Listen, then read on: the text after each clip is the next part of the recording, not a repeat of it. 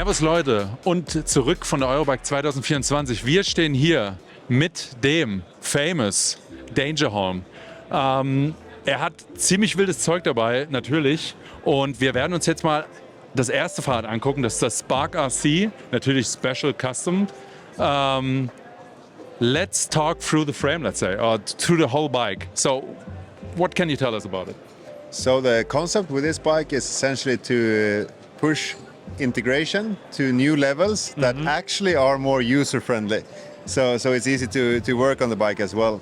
So to start with, there's a custom prototype synchronous handlebar cockpit that has been 3D printed in aluminium by German Trumpf. So the special thing about it is that you just push the cables up inside the handlebar to hide them completely without having to actually removing all the wires hose or and anything. Hose, yeah. So it's super easy to work on, and you finally get some really clean looks with the integrated cable headset routing. Is this something you can buy in future?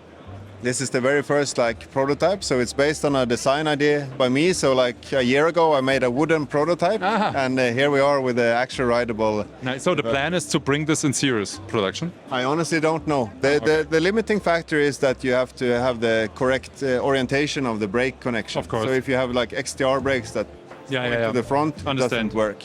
But so with the trick stuff brakes, it fits perfectly. Yeah, and we also did a little special touch on this one. So it's using the Zirbel controllers to control everything, and it's custom like a SIM card holder inside this golden cover. Okay. So all the electronics sits inside the handlebar. Crazy. But if there was a potential version for sale, you could of course just run the normal SRAM shifters, and it would be a super easy setup. Yeah, really nice. You were not afraid to put some extra weight on it with the flight attendant? No. So, there's always this balance, weight versus performance versus looks. And, different projects, you can sort of lean in different directions. Of course. And so this means you use these bikes, you ride these bikes. It's not just for a fair or something, you put it on a stand and you really ride them. Yeah, absolutely. So the only limiting factor is that last few years I've been working too much and riding too little. Yeah. But the backstory is that, in the past I could only afford to build one bike or so per year. And even if it was the world's lightest bike, I paid for everything. So it had to be my training bike, my racing bike, everything. So there's always usability in the background. So it's just that I don't have time to show it always. Yeah, super interesting. So what else got we here? These cranks? The cranks are the new cross-country and gravel cranks from American brand 5Dev. So it's a cool construction with a CNC machine, two halves, and weld them together, and then they sort of sand off the weld, so they look completely smooth. So they're quite lightweight at 440 grams, and obviously compatible with a 8-bolt interface. Yeah. And also some more titanium stuff on it. So we have a 3D printed titanium levers for the trick stuff brake. Oh yeah, I just see that. Really nice. It's a nice little, unfortunately not available detail. It took me a year to get them myself, so don't expect them soon, but they are wonderful. They are made by Trickstuff itself? No, it was actually a demo at last year's Eurobike where Trumpf, who makes the printing machines, made them at the show. So it's sort of a special side project. And there's another really cool 3D printed part, which is the bottle cage, which is it's a small German brand called Geek, and it's barely not even out there yet, but they will bring some small parts like something this. You can buy. Yeah, I think you can from this week or something start ordering it. And then speaking of titanium, it's the rear derailleur, which was it's just almost for fun, a design study that I did together with a Canadian company called Faction Bike Studio. They are a design and engineering firm who helps different bike companies develop products. Okay. But obviously they are not known. They are only in the background and do stuff for other brands. Yeah. So they were. I never heard of them. Exactly. So they were okay, we want to do something that makes people recognize us a little bit. So do you have any crazy ideas? And I figured that a crazy 3D printed derailleur would be something cool. So it has this pretty wild looking cage and also a printed parallelogram for the derailleur. Yeah, it looks really nice. What wheels you got on? So it's the new Zip wheels, the 1.0 high top. So once again, this is not like a weight weenie build, but it's just It's like around 10 kilos, you said. it's even more like 10.8 or something like this. But for this kind of bike, I mean, if you use it as a cross-country trail or round training bike, it's Totally fine. Yeah, it's totally fine. It's still a lightweight bike, so I'm not complaining that bad. And it needs to hold up a little bit. If you're like riding trails with it and it's like super light, I'm not sure if you like...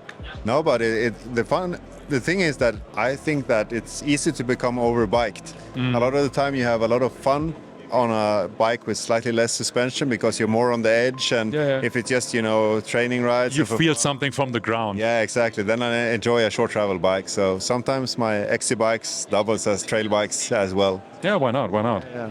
So yeah, a really nice concept. If like some of our viewers would like to buy a bike from you, is this possible? To like, for example, buy this bike? No, so it's not available. Each Dangerholm bike is a bike for me actually, but you can get pretty close since Scott now releases the flight attendant version of the Spark. But the handlebar is of course very much a prototype, but I really hope that at one point we will see something like this. Like, I think that it's important for the mountain bike industry that if you are pushing towards integration, that we start making it really user friendly also. So Yeah, as well with all the integrated like headsets and stuff. Yeah. So this bar is like a step forward. yeah, exactly. So step For by step. acceptance as well. Exactly. So okay. one day we will get there. Yeah. Okay. But you have something different as well. Very different, let's say. Very special, let's say. Yeah, passion project. Oh, a really big passion project, I guess. We will switch over there. And wir sehen uns gleich am anderen Bike from Dangerholm. Es ist sehr speziell und ich glaube, sowas gab es hier auf der Eurobike in der Form noch nicht. Wie bereits angekündigt, jetzt sind wir beim sehr speziellen Fahrrad von Dangerholm. Dangerholm, what's about this bike? What can you tell us? It's a Scott Solace eRide Wasteland. Yeah, so normally it's the eRide Gravel, and essentially this was a project a lot for fun. I mean, I do enjoy riding the stock version of this bike because it's a surprisingly fun bike to just ride around. Yeah. But I wanted to do something really special with it. And you did. And I did. And I guess that the backstory is that I really, really love the different vehicles and motorcycles from the Mad Max movie franchise, and just the aesthetics of the bikes with rust and matte black, and it's like So it's the theme for this bike. Yeah, exactly. And another thing is that for many years now I've been wanting to do a handlebar setup with clip-on handlebars that attaches straight to the fork. It's just I've had this idea since I used to ride motorcycles, and it's the same construction, and I figured that this is my chance. So I reached out to one of my favorite frame builders, Money Bikes in New Mexico, USA, and asked, and they built this fork for you? Yeah, so I did a drawing for it and let him loose with his creative ideas and little details. And so the geometry is actually quite similar to a standard setup because the offset is 120 millimeters, so it's like riding with a 120 millimeter stem, and you can adjust, of course, the back sweep of the handlebar, so it rides surprisingly well.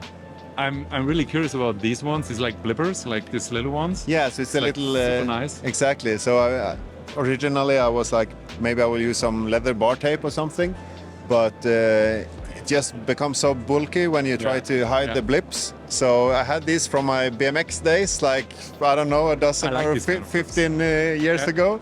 My favorite grips back in the day, so I cut some holes in them and hid the blips inside. Yeah, really nice. What I else like saw on this one, this is not original. No. So you laminated a frame part of, I guess, some of these bikes behind me. Almost, yes. Yeah. So I asked the Swedish distributor if you have any like badly crash damaged frames, and I got. You need a top tube. Yeah, so I got an old Nino limited edition frame and cut it up and placed the tube there because I wanted the like old school clunker, coaster brake look. Definitely. So it's completely useless because it limits the room for a big bottle and everything. But it looks fancy and cool. This bike is taking all my good, bad ideas and making them reality. And I guess one prime example of this is the brake discs.